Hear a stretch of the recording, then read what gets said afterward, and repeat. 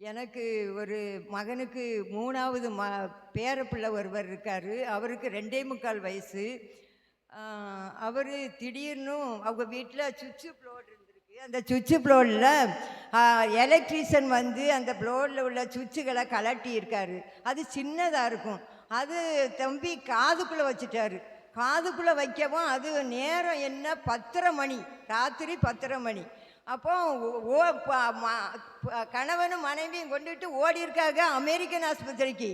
அது என்ன சின்னதாக இருக்கிறதுனால அது உள்ளே போயிட்டு கூட கொஞ்சம் உள்ளே அமுங்கிட்டு அமுங்கவும் 2 பேரும் அமெரிக்கன் ஆஸ்பத்திரி போவோம். அங்கே இஎன்டி ஸ்பெஷலிஸ்ட்டு பார்த்துருக்காங்க. உள்ளே போயிட்டே இது அப்படின்னு சொல்லிட்டு பெரிய ஆஸ்பத்திரிக்கு போங்கன்னு அனுப்பிட்டாங்க.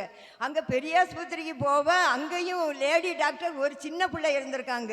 அவங்க காற்றை பார்த்துட்டு ஐயோ எனக்கு முடியாது வலையே இது அப்படின்னு சொல்லிட்டு பெரிய டாக்டரம்மா அவங்க வீட்டுக்கு போயிட்டாங்களாம். அவங்க வீட்டுக்கு போன இடத்துல அவங்களுக்கு ஃபோன் பண்ணி வர சொல்லி அவங்க நைட்டியோடையே வந்திருக்காங்க.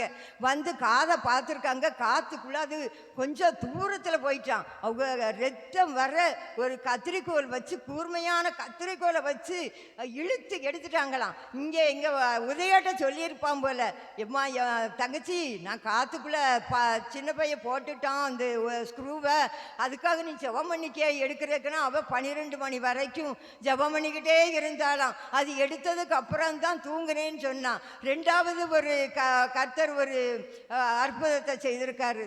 என் பேரன் மெட்ராஸில் எழுதிட்டு வந்திருக்கேன். சிஐடியில் அவர் காலேஜில் படிக்காரு. அந்த காலேஜில் பார்த்துக்கிறங்க, அவர் ஹாஸ்டலில் படிக்கிறதுனால சாப்பாடு அவருக்கு நல்லா தான் இருக்கும்னு சாப்பிட்டுக்கிட்டு இருந்தார். திடீர்னு ஃபுட் பாய்சன் ஆகிருக்கு.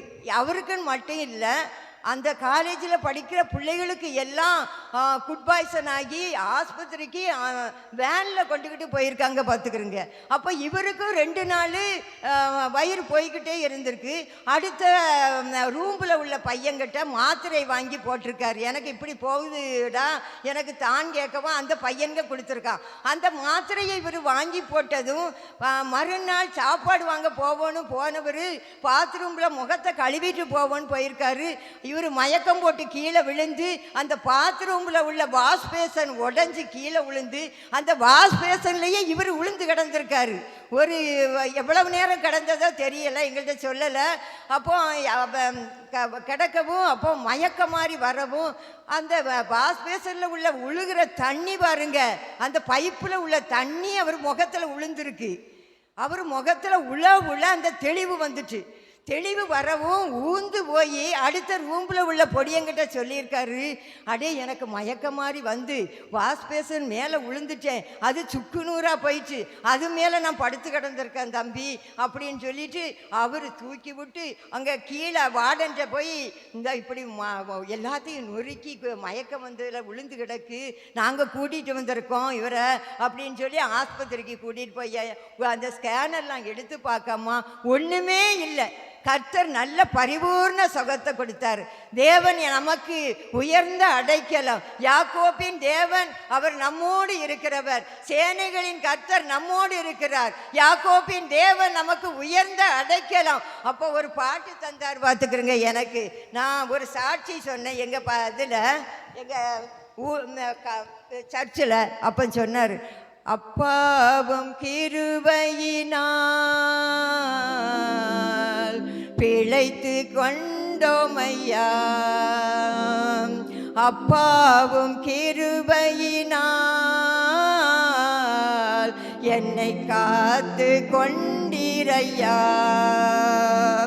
தாங்கி நடத்திடும் கிருபையிது, தயவாய் காத்திட்ட கிருபையிது, தாங்கி நடத்திட்ட கிருபையிது, தயவாய் காத்திட்ட கிருபையிது, தந்தையும் தாயும் கைவிட்டாலும் தயவாய் காத்திட்ட கிருபையிது, தந்தையும் தாயும் கைவிட்டாலும் தயவாய் காத்த கிருபையிது, அப்பா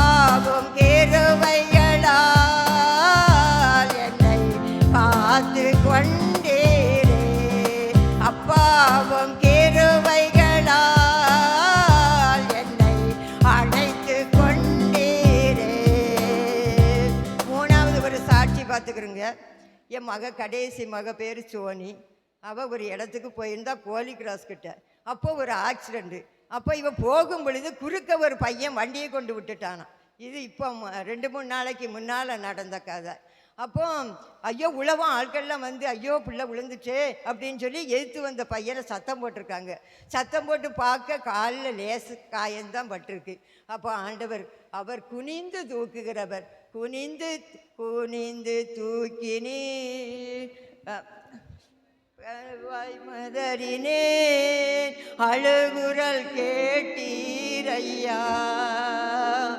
குறித்து தூக்கினீர் ஆக்கினீர் உழுந்து உமது காருண்யத்தால்.